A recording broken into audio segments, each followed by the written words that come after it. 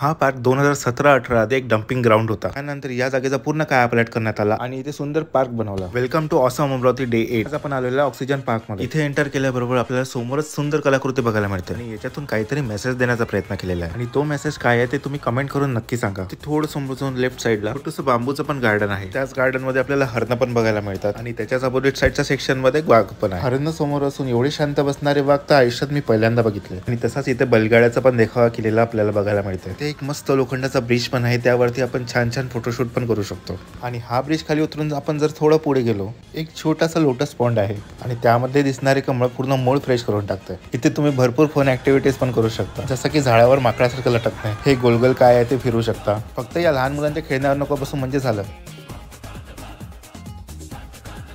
या पार्कमध्ये येऊन हे बिलकुल वाटणार नाही की हे आधी एक कचऱ्याचा ग्राउंड होता. तुम्ही इथे या आधी आलेला असाल तर तुमचे अनुभव नक्की शेअर करा. आता आपण भेटू उद्याच्या येणाऱ्या व्हिडिओमध्ये.